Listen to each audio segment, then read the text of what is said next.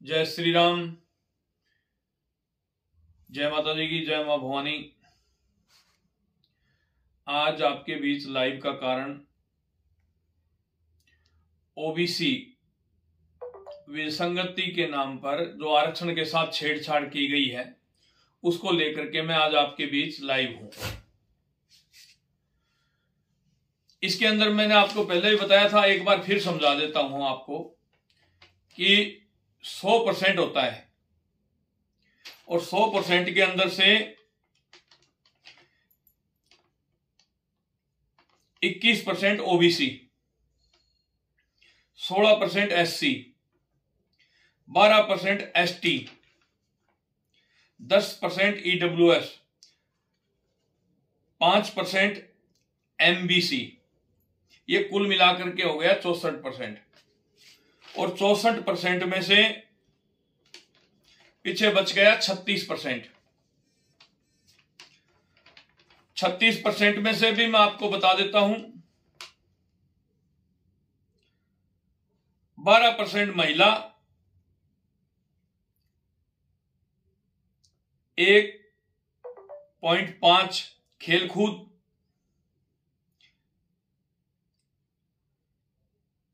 1.5 दिव्यांग, बचा पीछे शेष 21 में से अब 36 में से 12.5% भूतपूर्व सैनिकों के लिए राजस्थान के अंदर जो 2 दिन पहले निर्णय दिया गया है राजस्थान सरकार द्वारा, 12.5% भूतपूर्व सैनिकों के लिए। अब पीछे बच गया 16.5। इसके अंदर सभी जातियां फाइट कर सकती हैं। 16.5 बचा है, इसके अंदर जितनी भी जातियां सब फाइट कर सकती हैं। तो मेन बात यह है कि सवर्ण हैं, जो अनारक्षित हैं, वो कहां जाएं। मैं आपको बता दूं, यह सीधा सीधा आरक्षण के ऊपर डाका है ओबीसी के नाम पर। ओबीसी आरक्षण का पूरा बेनिफिट, यह बात मैं अकेला नहीं कह रहा, पूरा देश बोल रहा है, पूरा राजस्थान बोल रहा है कि ओबीसी का आरक्षण पूरा जाट समाज खा रहा है। करीब करीब जब से ओबीसी के अंदर जाट समाज को शामिल किया गया है, चाहे चारण हो, चाहे यादव हो, चाहे स्वामी हो, चाहे कुम्हार हो, चाहे सुनार हो, चाहे छिंपा हो, चाहे लोहार हो, जितनी भी मूल ओबीसी में जो जातियां आती थी उनका बंटा घाट कर दिया इन्होंने। अब जो 12.5% आरक्षण भूतपूर्व सैनिकों के नाम पर जो ये खेल खेला जा रहा है जाट समाज द्वारा, तो मैं आपको बता दूं, ईडब्ल्यूएस के अंदर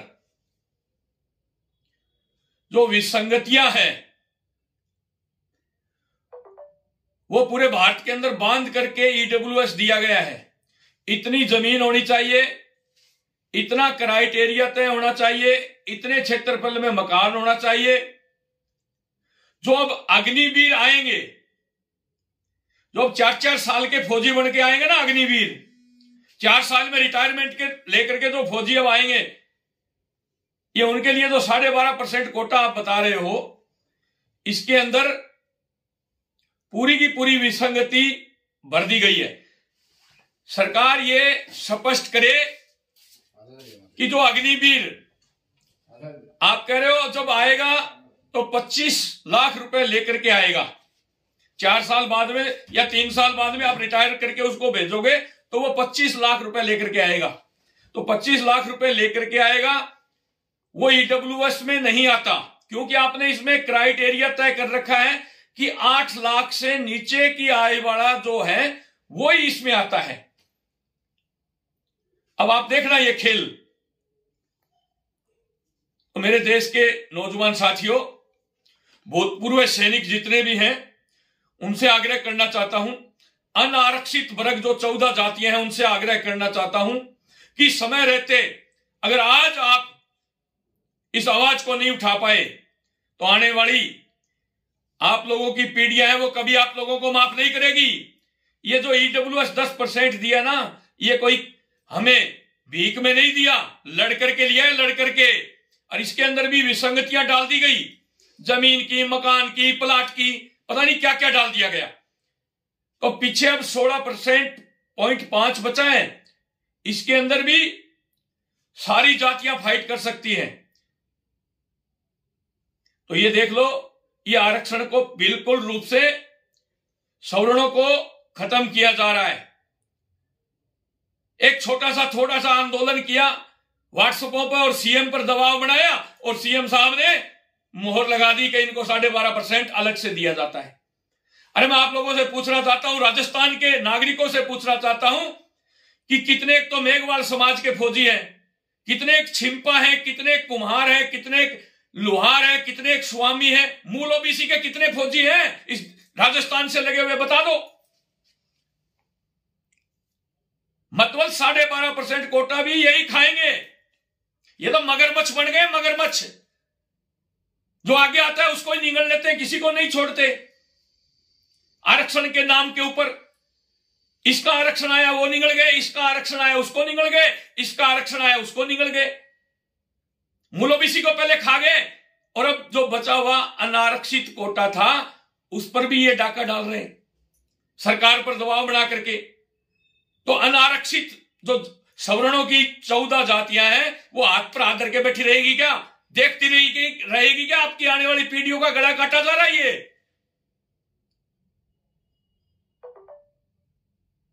ईडब्ल्यूएस के अंदर जो शर्तें जो जोड़ी गई हैं जमीन, मकान, प्लाट की, और क्राइटेरिया तय किए गए 8 लाख रुपए से नीचे आय वाला ही आरक्षण में आता है। तो हमारे फौजी सब 25-25 लाख रुपए लेकर के आएंगे।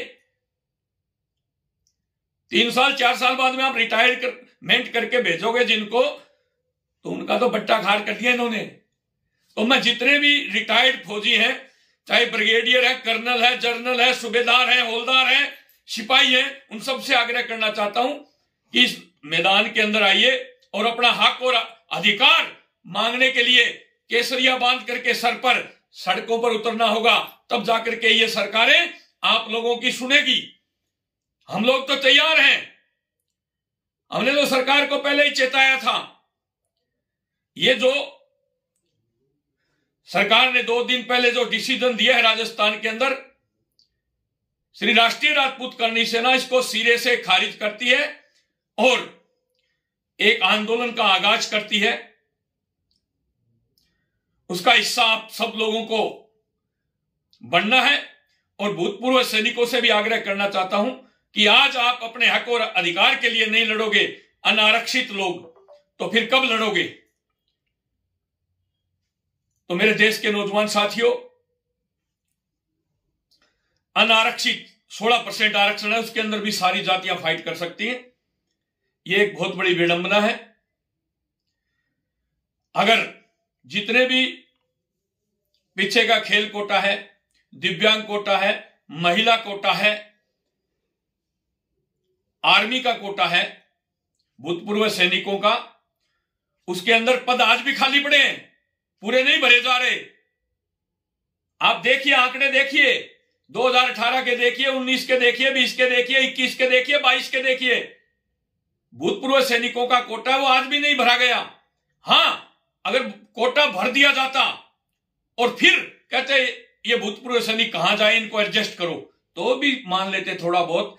आज तो भूतपूर्व सैनिकों का कोटा खाली पड़ा है, फिर भी आप लोग अनारक्षित आरक्षण के ऊपर डाका मार रहे हो, मगरमच्छ बन करके इसको निगल रहे हो। तो मेरे देश के नौजवान साथियों, ओबीसी के नेताओं ने मुख्यमंत्री जी गहलोत साहब पर प्रेशर बनाया और उन्होंने प्रेशर के अंदर यह डिसीजन दिया है। आप लोगों से भी आग्रह करना चाहता हूं, आप लोग भी सड़कों पर उतरे और ये आंदोलन चला करके और इस जो ईडब्ल्यूएस विसंगति है इसको दूर किया जाए। सरकार ने ये तो कह दिया सारा 12.5% आपको अलग से भूतपूर्व सैनिकों को दिया जाता है, पर ईडब्ल्यूएस की जो व्यवस्था है उसके बारे में सरकार ने कोई स्पष्ट जवाब नहीं दिया है कि ईडब्ल्यूएस के जो 14 जातियां है ना, जो ईडब्ल्यूएस में आती है, जो सवर्ण आर्थिक पिछड़े हैं वो आते हैं, सभी लोग नहीं आते। सवर्ण है ना, वो सभी आरक्षण में नहीं आते। सवर्ण आर्थिक पिछड़े हैं वही आते हैं ईडब्ल्यूएस के अंदर 10%, जिनकी आर्थिक स्थिति कमजोर है। तो उसके लिए भी सरकार ने कोई नियम कानून कायदा स्पष्ट नहीं किया है कि उनको आरक्षण कैसे दिया जाएगा। तो मेरे देश के नौजवान साथियों, इस मुहिम का हिस्सा बनकर के आप आगे से आगे इस वीडियो को पहुंचाने का काम करें और भूतपूर्व सैनिकों को जगाने का काम करें। इस राजस्थान प्रदेश के हर नागरिक को जगाने का काम करें, चाहे वो छिंपा हो, चाहे सुनार हो, चाहे कुम्हार हो, चाहे लुहार हो, चाहे चारण हो, चाहे यादव हो, जो मूल ओबीसी की जातियां हैं उनको जगाने का काम किया जाए।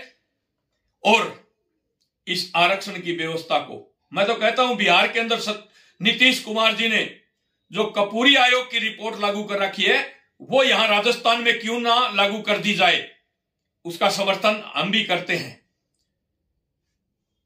जल्दी आप लोगों के बीच में फिर मिलेंगे। जय मां भवानी, जय राजपूताना, वंदे मातरम।